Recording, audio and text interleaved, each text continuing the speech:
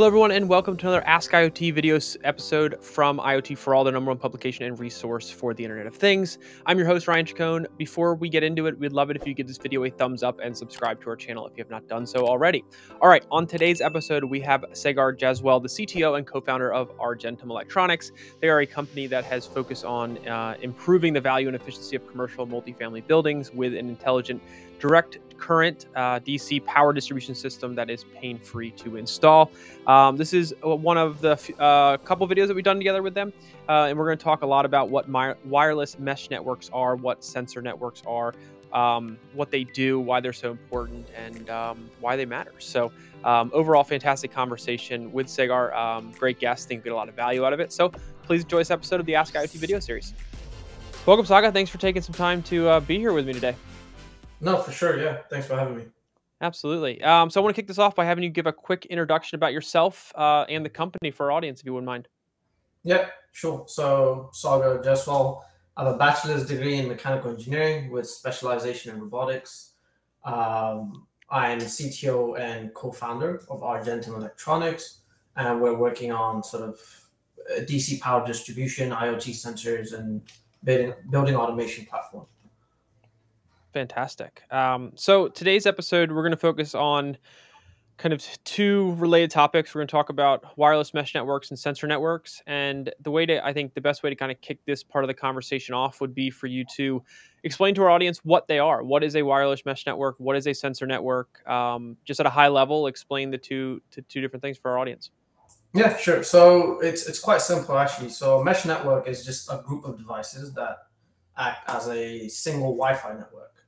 And so sensor networks is a little bit different. They can be part of a mesh network and they can be outside of a mesh network as well. But those two topics are a little bit different. Okay. Yeah, do you want to kind of dive into kind of the difference of them and kind of what they do? Sure. So essentially the way a mesh network works is you have access points and stations. So there's devices that are both, and there are devices that are just an access point or a router.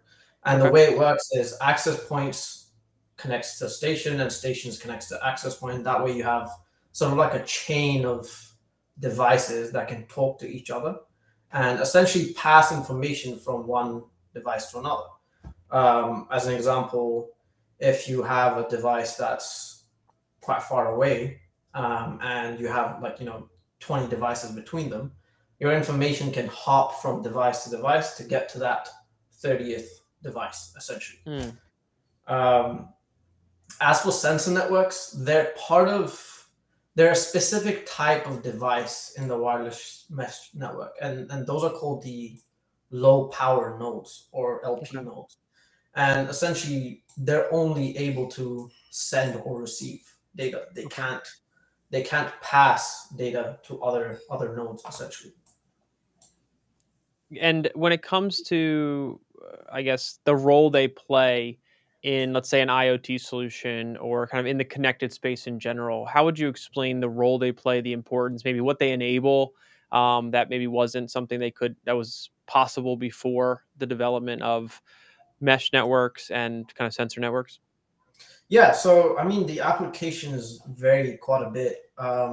Mesh networks are becoming quite popular in homes now as a way of sort of mitigating dead spots. So by dead spots, I mean there's probably areas in your home where Wi-Fi is not great, and that's probably because there's a single router and it doesn't have enough of a range to reach your cat room in the corner of the house or something like that. And so mesh networks essentially sort of help with that by having a bunch of devices around your home that can each essentially be a router, right? So your phones and your computers can connect to those. And it would seem as if, it's just one network, one Wi-Fi network, and you wouldn't be able to tell that you're actually switching between different devices, and that happens in the background. Yeah. And sorry, what was your other question?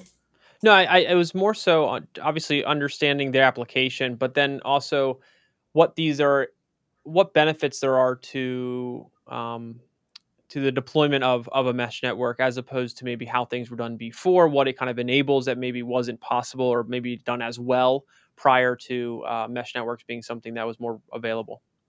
Yeah. Well, honestly, so mesh networks, I think, was started as sort of more of a military need. Okay. And this was back in, I think, the 90s, if I'm correct. And they really only became popular or started becoming popular in 2015. But before, the use case for them before and the use case for them now is very different. But they enable the same basic things, which is some of the things are like easy scalability.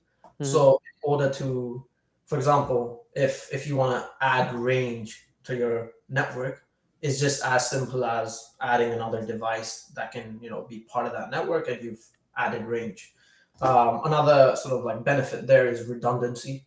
So if you have a bunch of sort of critical devices that are operating something, and you need redundancy in the sense of, if one fails, the other will take its spot without you having to sort of step in and intervene. Gotcha. And you talked about the kind of how they initially were used more in the military space, and you obviously gave the example of using these within a home. What are the commercial applications, or how often is this being used in kind of more of the enterprise business side of things when it comes to the deployment of a sensor, of connected devices, or in the IoT solution in general? Yeah, I mean, I can talk about the way we're using it, which I think is very related to sort of commercial side of things. And I think it's quite suited for the application for example, lighting or HVAC. So you'd probably talk about PoE in another video, but essentially PoE has like essentially points where they're addressable, right? And mesh allows you to get rid of that and make it sort of more cost effective.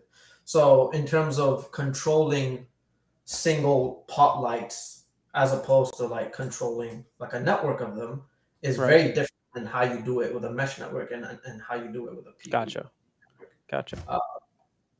Yeah, that's one of the commercial applications for it. Lighting, I would say, is becoming quite popular.